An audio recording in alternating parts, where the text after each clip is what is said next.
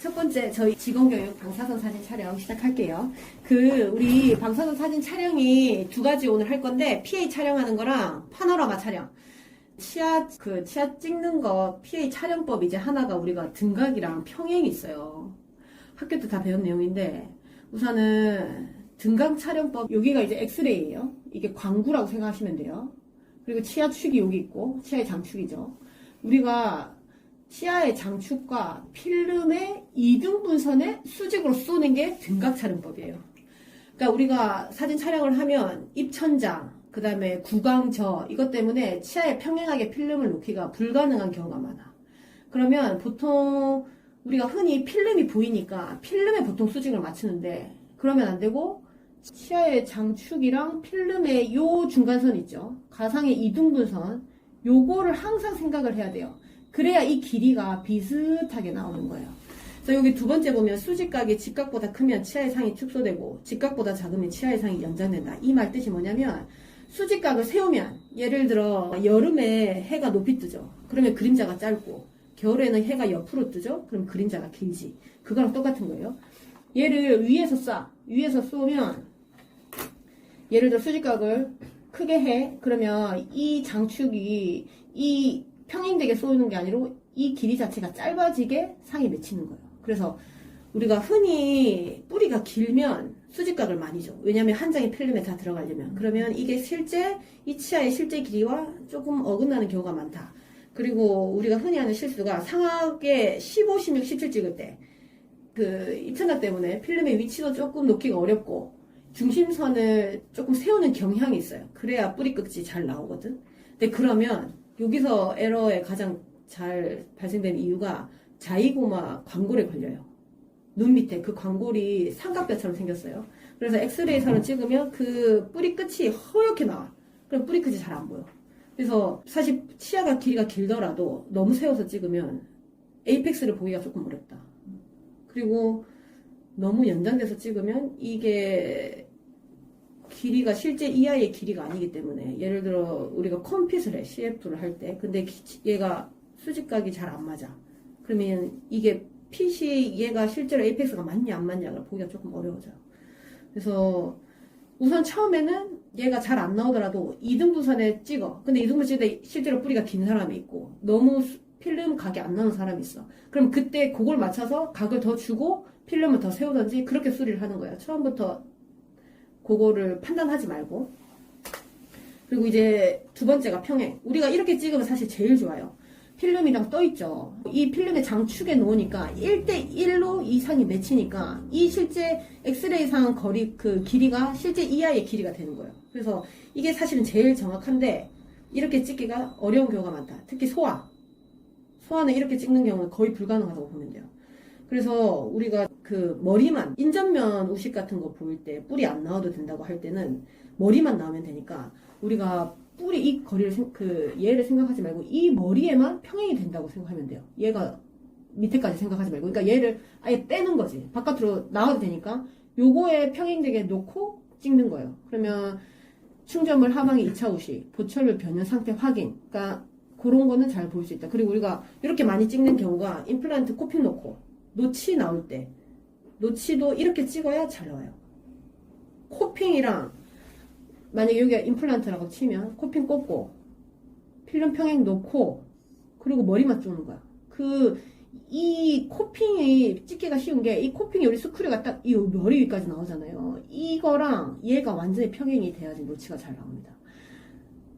그래서 이렇게 찍으면 좋으나 한계가 있다. 그래서 머리만 찍어야 되는 경우는 이렇게 해주면 좋다. 그리고 PA는 끝. 이제 지금 나오는 건 파노라마. 파노라마는 내 두부의 위치가 어디에 위치되냐에 따라서 상이 왜곡이 정도가 조금 많이 심해요. 그래서 이 초점층이라는 거는 파노라마가 이렇게 돌잖아요. 로테이션이 돼요. 로테이션이 되니까 이게 내 두부가 앞에 있냐 뒤에 있냐에 따라서 쏠 때 이 두부가 초점층이 쏘는 위치의 중앙에 있으면 잘 나오고 벗어나 있으면 안 나오는 거야. 그래서 여기 보면 요 동그라미를 놓고 찍은 건데 얘를 전방으로 위치시키면 똑같은 상이 이렇게 나오고 후방으로 위치시키면 이렇게 확대돼서 나오는 거예요. 정중앙이. 그래서 우리는 요 위치에 두도록 머리를 잘 놔둬야 된다. 그래서 그게 환자마다 머리 사이즈도 다르고 앞뒤 길이도 다르고 이 뒤와 목의 길이도 달라요. 근데 우리가 바이트 뜨잖아요. 그게 이제 사실 위치를 표준으로 맞춰주는 거죠. 근데 이거를 이렇게 딱 심는데 내가 머리를 이렇게 하냐, 거북목이냐, 이거에 따라서 모양이 조금씩 달라진 거야. 그러니까 이 초점층이 상당히 예민하기 때문에 그걸 바이트를 문다 해도 이게 두부 위치상이 얘가 앞으로 이렇게 온 것일 수도 있잖아요. 그렇게 되면은 잘 안 나와. 그래서 파노라마가 이게 교과서에서 제일 잘 나온 사진이에요. 항상 스마일 라인이 있어야 돼요. 웃고 있어야 돼.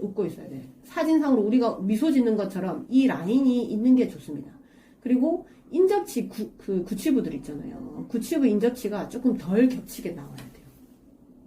이렇게 찍기 어려워요. 근데 이거는 표준 사이즈의 환자가 표준 위치에 들어갔을 때 나와요.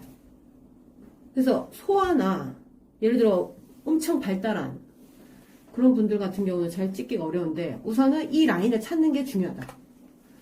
그래서 이건 다 알죠. 우리가 금속 장점을 제거하고 그래서 피어싱 같은 경우에 잘 빼기 어렵잖아요. 근데 대부분 빼주면 훨씬 좋아요. 이게 왜냐면 허상이 맺히기 때문에 여기서 찍으면 돌죠. 돌면서 이 반대편 이 귀가 반대편에 어떤 상방으로 해가지고 한 번 더 맺히는데 이게 보통 뿌리 끝에 걸려. 귀가 반대편 상에. 그래서 대부분은 되도록이면 빼기 힘들다고 해도 빼주는 게 좋다. 왜냐면 안 나오니까. 그리고 촬영하는 동안 움직이지 않는 거. 소아, 노인 환자. 그래서 정중 시상면이 상층의 중심에 딱 이 중심 있죠. 정중 시상면 이 면이 딱 정중하게 오도록. 그리고 교합평면이 약간 전화방으로 약간 기울게. 그러니까 교합평면이 우리가 셀 찍을 때 인프라 오비턴이 교합평면이거든요. 얘가 약간 이렇게 돼야 돼요. 20, 30도가 생각보다 별로 작지 않아요. 그래서 보통 턱을 너무 들면 일직선이 나와요. 그리고 더 들면 약간 역스마일이라고 해가지고 약간 우는 상처럼 입술이 우는 모양처럼 이렇게 역 V자가 나오거든요. 그래서 아까도 말했다시피 약간 웃게 이렇게 평면도 사실 좋지 않다. 그 다음에 이거는 너무 웃은 경우죠. 이렇게 되는 경우는 고개를 너무 숙였을 때 그러면 교합 평면 자체가 이렇게 나와요. 그리고 이렇게 찍으면 안 좋은 게 인전면을 볼 수가 없어요. 오히려 내가 만약에 인전면 예를 들어 소하고 인전면 의식을 보고 싶어. 그런 경우는 오히려 위가 나. 얘는 볼 수 있는 게 거의 없어요. 밑에보다는 위에가 나으나 그래도 위에도 약간 이렇게 된 경우는 이쪽에 약간 에러가 있겠지라고 감안을 해야 돼.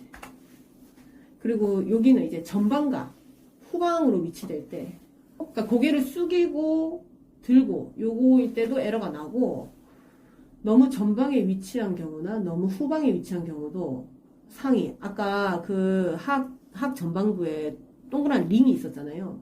작게 퍼지게 이렇게 나오는 거예요. 그래서 여기 보면 좁아서 왜 총생이 있는 것처럼 딱 앞골이 약간 되게 작은 사람처럼 나오잖아요. 이거는 너무 앞으로 보낸 경우예요. 그래서 오히려 얘보다는 밑에 게 좀 낫다고 하긴 하는데 좋은 사진은 아니죠. 너무 후방에 위치하면 이렇게 넙대대하게 나와요. 왜냐하면 전부로 퍼지기 때문에. 이런 경우는 충치가 작아도 되게 크게 보이거든요. 이게 확대되니까. 그래서 이것도 진단할 때 조금 어려움이 있다. 그리고 그 등을 굽혀. 요즘에 이제 성인들이, 그러니까 키 크신 분들이거나 아니면 성인이 목이 굵은 경우가 많아요. 근데 우리가 여기 딱 잡을 때 자세는 뒤에 있고 목만 이렇게 앞으로 갔다. 그러면 이 상이 경추랑 비슷하다고 생각하면 돼요. 이 스파인이 여기에다 같이 비치기 때문에 여기가 뭔가 허옇게 방사선 불투과성처럼 보이거든요. 그래서 경추가 굽히지 않는, 굽히면 이 라인이 한 번 더 찍히는 거거든요. 그래서 항상 환자분한테 허리가 좀 불편하다고 해도 완전히 이게 딱 설 수 있도록. 그래서 발이 앞으로 가야 되는데 항상 웃는 모습, 이 나오게. 예, 이상입니다.